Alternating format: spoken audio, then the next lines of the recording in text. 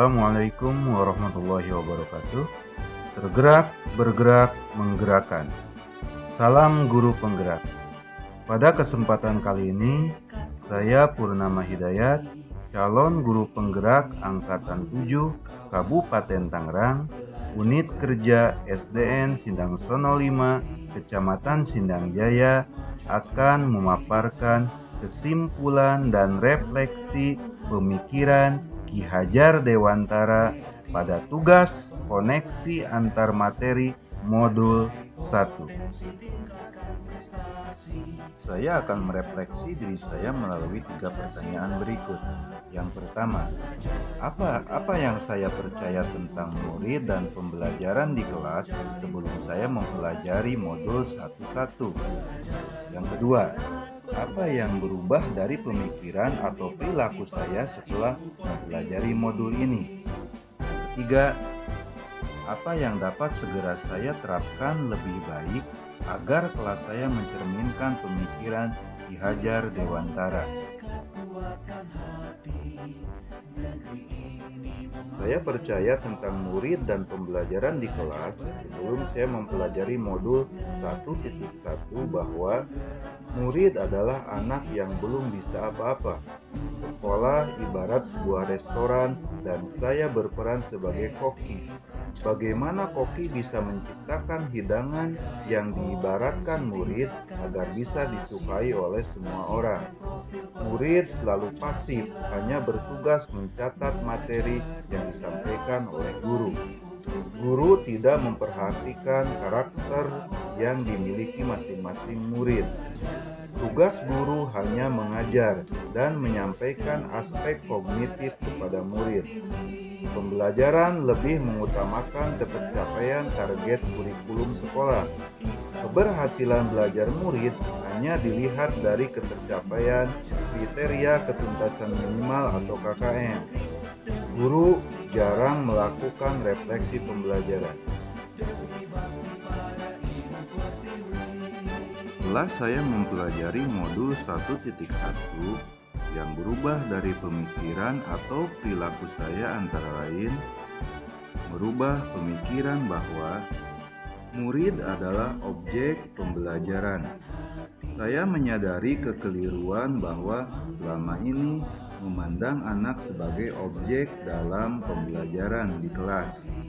Seharusnya merekalah subjek pembelajaran. Merekalah pemegang kendali pembelajaran. Pendidikan wajib menghamba pada anak dengan segala ketulusan hati. Sumber belajar hanya guru dan buku. Apapun yang ada di sekitar kita bisa dijadikan sumber belajar anak. Murid bebas untuk menentukan sumber belajar apa yang mereka minati. Tugas guru berpusat pada menuntun dan mengarahkan, tidak memperhatikan karakteristik belajar murid. Setiap anak terlahir berbeda. Setiap anak memiliki keunikannya masing-masing. Dengan keunikan dari tiap anak akan menciptakan pembelajaran yang berwarna. Sebagai seorang pamong, saya harus menuntun anak sesuai dengan kodratnya. Selanjutnya, merubah perilaku saya. Antara lain, pendidik berperan menuntun, mengasuh, dan membimbing murid sesuai kodratnya agar jiwanya merdeka lahir dan batin. Guru memberikan kebebasan pada murid dalam memilih gaya belajar yang mereka sukai. Dari yang tadinya hanya menuruti instruksi akan berubah menjadi merdeka belajar. Pendidik menjadi pemimpin yang memerdekakan dan memberi teladan, memberi semangat, memberi dorongan, dan mengayomi murid.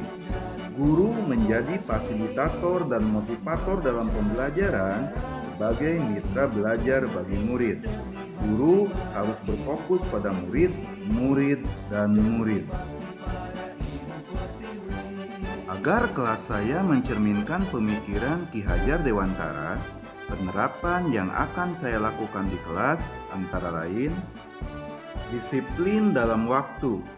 Kesadaran diri yang paling utama adalah menghilangkan korupsi waktu. Kehadiran harus disesuaikan dengan jam kerja. Pembelajaran harus direncanakan sebaik mungkin dan diimplementasikan semenarik mungkin untuk meningkatkan minat belajar murid. Menerapkan konsep merdeka belajar dan mengintegrasikan setiap pembelajaran dengan pencapaian profil pelajar Pancasila. Guru harus menjadi teladan, pemberi semangat, serta memberi dorongan dalam menanamkan nilai karakter kedisiplinan dan kerjasama, tolong-menolong dalam setiap kegiatan yang ada di sekolah. Guru harus mendorong dan memotivasi murid untuk saling berbagi solidaritas. Guru harus meningkatkan karakter murid dengan pembiasaan secara kontinu, membudayakan budaya lokal untuk mentransformasikan pendidikan karakter murid, menerapkan sistem AMONG, pendidikan yang menuntun bukan menuntut. Pembelajaran harus sesuai dengan kodrat alam dan kodrat zaman. Kesimpulan yang dapat saya sampaikan yaitu dasar-dasar pemikiran Ki Hajar Dewantara harus segera kita terapkan, antara lain pendidikan adalah menuntun dan mengarahkan anak sesuai dengan minat dan bakatnya. Pendidikan tidak hanya berfokus pada kognitif, tetapi harus menanamkan budi pekerti yang baik. Pendidikan harus berhamba pada anak, dan anak. Demikianlah pemaparan dari saya tentang koneksi antar materi pemikiran filosofis Ki Hajar Dewantara. Kesalahan datangnya dari diri pribadi saya dan kebenaran hanya milik Allah. Bergerak, bergerak, menggerakkan. Wassalamualaikum warahmatullahi wabarakatuh.